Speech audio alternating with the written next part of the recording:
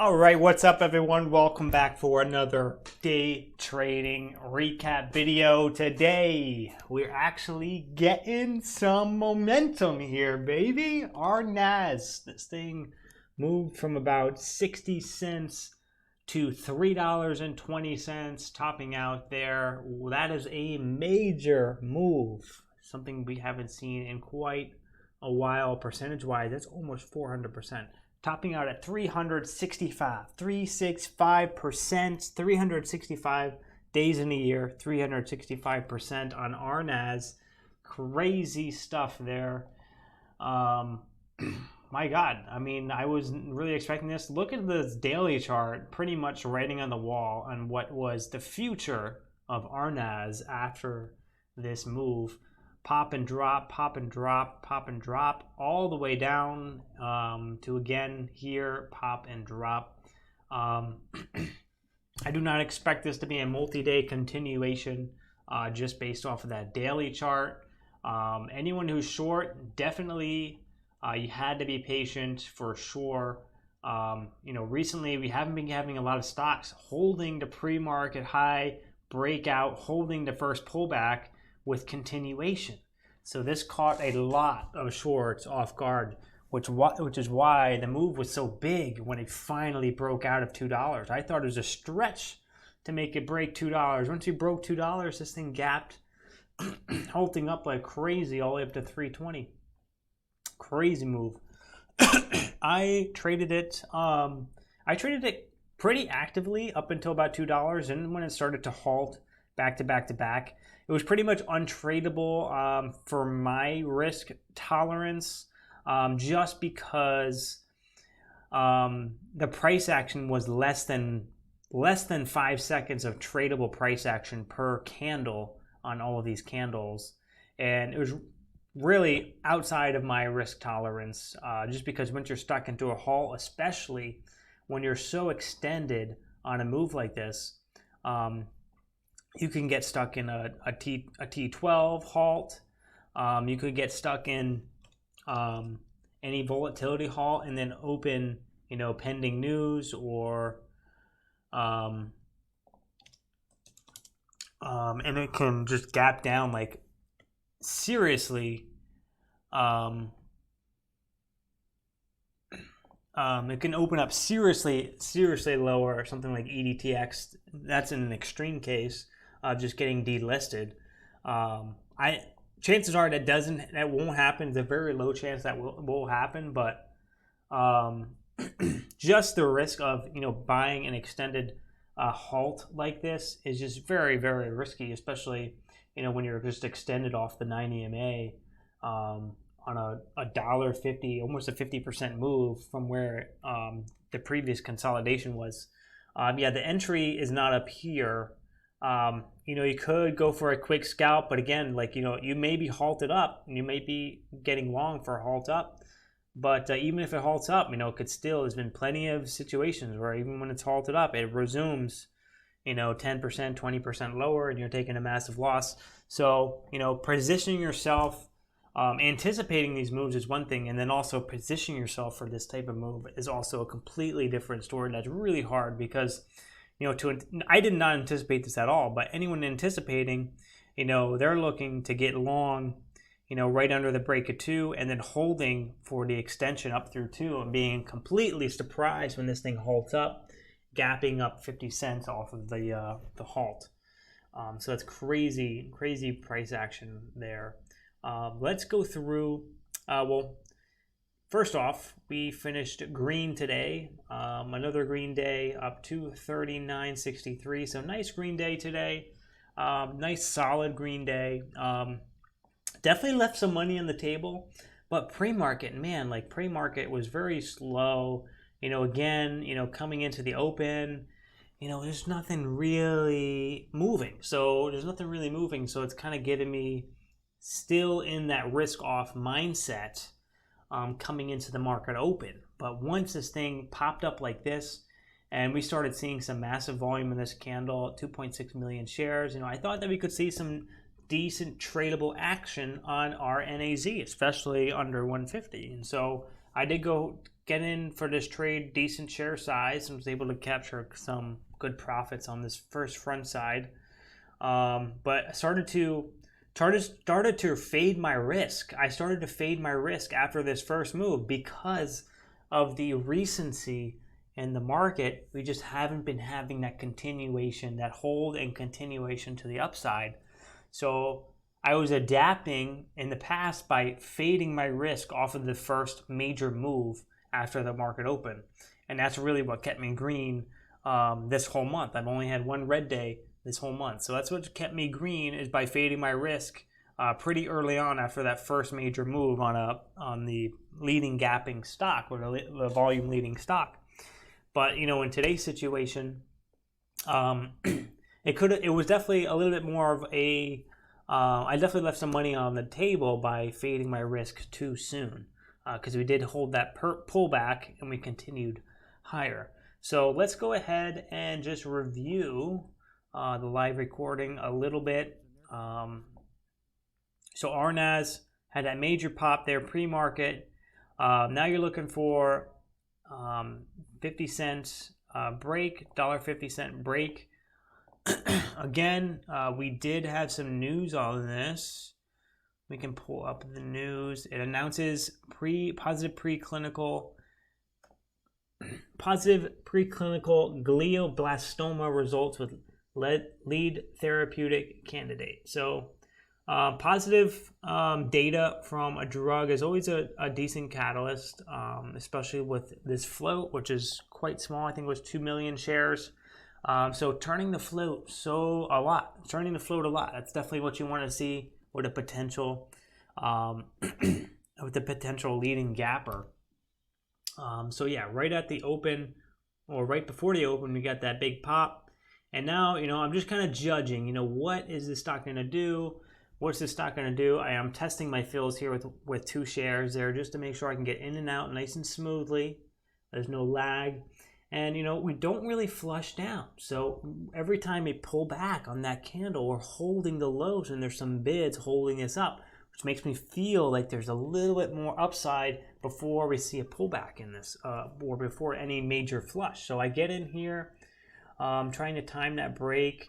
I'm in at 140, out at 141. Definitely taking quick scalps in the first 1 minute candle, because the momentum is always shifting. The first few minutes, really, the momentum is always shifting. You don't really know who has the power at the open. So now we have a topping tail. So if we see a topping tail like this, I'm expecting a dip. I'm expecting a dip under 130 and seeing, if we can get like a crash down to 120. I'm seeing a topping tail. Sellers are coming in. But if we don't see that, if the bottom of the wick, the bottom of the candle is holding or not flipping red, or the next candle is not flushing down, that shows me that there's some support at that level, especially when you have that 9 EMA creeping up. Now we start reclaiming that wick again, and now it's giving me some more, bullish sentiment. And so now I jump in at 143 for potential break of the highs. And I jump in, I hit that buy button 3 times. I get filled at 143 and 144 for 3,000 shares. We immediately jump up to 150. I start taking it off around 150. We halt up. I'm still at like, okay, it's a still cold market. I don't want to jump in yet for this halt. We could easily false halt. First of all, we could easily false halt. Secondly, we could halt up and open up lower. There's plenty of situations that's happened just recently with jumping into a halt and opening lower. So right now we're doing a flat resumption. But the resumption was, it was a decent resumption. It was a nice 10-cent resumption. And I did trade a little bit, but nothing big on RNAZ there. I did have a major mistake here with my hotkey. I'm trying to slam the sell button. I'm only on 100 shares, but I can't sell. Like, it's not letting me sell here, and that's because my order down here, there was zero. There was zero in my order window. Look at 0, 0, 0. I'm trying to sell. and now my hotkeys are not working. My hotkeys are not working. Now we're flushing, and I just hit flatten right there. That's my panic button, and I totally forgot about it. I never used it before. This was a situation that I needed to hit that flatten button on TOS. So I took a 15-cent loss right there. Took a 15-cent loss on 100 shares only, which is good. Now, this is that first pullback entry after a major breakout here. So I'm thinking we could see a decent bounce because of that massive move that we got. And we're flushing down pretty hard here on a false breakout. We're about 25 cents lower from the top of the candle. It's definitely calling for a bounce. It's definitely calling for the bounce. The volume profile is still low, so it's not, if this candle is all the way up here, this volume candle is all the way up here, I would be like, okay, hands off, let's see what happens. But because relatively this candle is a lot lighter in volume, I'm thinking that these buyers could scoop up these shares and push it back up to the highs. So we do see, a nice bounce there. This would have been something really good just to hold for a couple minutes, but I didn't hold it. And again, I'm trading small share size now. I should have really kept my risk on. Like I was saying, I kind of faded my risk way too soon. We did halt up here, but we didn't have the volume was still light here, so we didn't have a strong resumption. And it needed to pull back one more time for that ABCD setup. Now it's an ABCD pattern here. And that's when we start to see the bids just pile in. Look at the bid just piling in here on the bid right here. Massive bids right there. Definitely confident this is going to break 178. Again, though, I'm not in at the halt level. But again, I mean, it did look like it was a strong stack there, but it still kind of opened up sideways. Got another flush there. That's a shakeout candle. I know a lot of people got shaken out there for sure. But we reclaimed that candle. I even put a trend line here because, if this candle can get back up and we can reclaim those highs at 178, then we have a potential here for two. Because anyone who's short here, anyone who's adding short looking for a fade off of these levels, they're looking for this candle to flash back down for it to start a downtrend. So if this candle doesn't flush all the way down and start to fade for the rest of the day fade, that shorts are just going to profit the heck off of. And this candle bounces back up over the highs here, over the previous breakout level. Shorts are going to be in a major panic around anyone who's shorting at this level, or this level. They may not have squeezed out in here. They may not have cut their loss here because they're expecting that flush down for a false breakout. But this wasn't a false breakout. We bounced right back up. That's what triggered the squeeze right there. That's what caught so many people on the wrong side of the trade. Now I'm analyzing this. I'm like, wow, like this was like a little bit more obvious in hindsight. Of course, it's always more obvious in hindsight, but now coming into maybe this could be a move that triggers some more momentum in the market coming this week or coming in the next few weeks. And shorts are going to be a little bit on the defensive than from being aggressive. So, seeing this is definitely a great sign. Bouncing back up and squeezing out. So this is when it starts to go crazy. We halt up, and this is a major resumption up here. Just shorts are just panicking now after they got caught. Everyone was looking for that flash down on the short side for the rest of the day fade. They were like, oh, this is up 250%. This is going to fade for the rest of the day. This doesn't, this stock shouldn't be up that much, etc. And then here we go for the parabolic move. Just absolutely just tearing it up. And so we topped out nice there at 320 on RNAZ.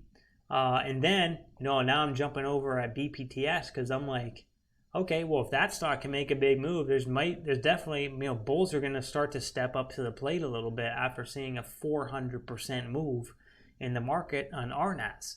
And BPTS popping up on some fresh volume. We have a double top here at 145. We're holding this consolidation. We're holding this flag here. We're holding this flag. And I want to look at a break of 145 to see what can happen. So I'm kind of holding small size there.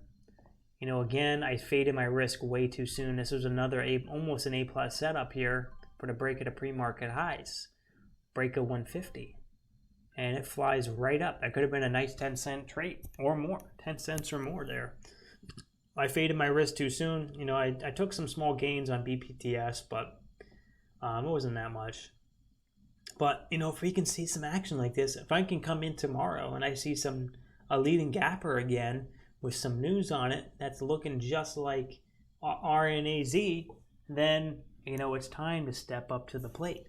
It's time for me to step up to the plate and, keep risk on for a solid 30 minutes, not fading it after the first 5 minutes of the open, and protecting profits. Maybe it's now, holding that risk level or pushing it until like 10 o'clock, until 10 a.m. and then start fading it from there if I'm nicely green.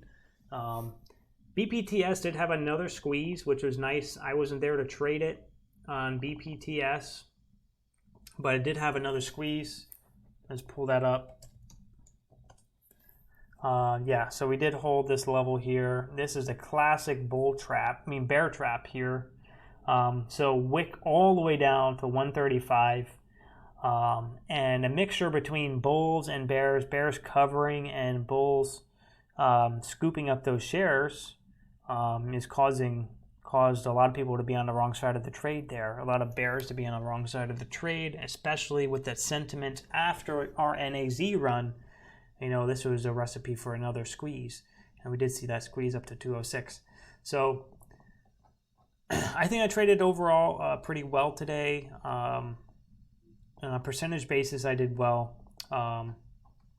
So the next thing is going to be, really trying to dial down and focus on pushing my comfort zone in the sizing department. And, nothing is going to change unless, you could have a profitable strategy, maybe consistent, but nothing is going to change unless you start to size. Nothing is going to, you're not going to reap any more rewards than you currently are unless you are willing to put a little bit more risk on the table.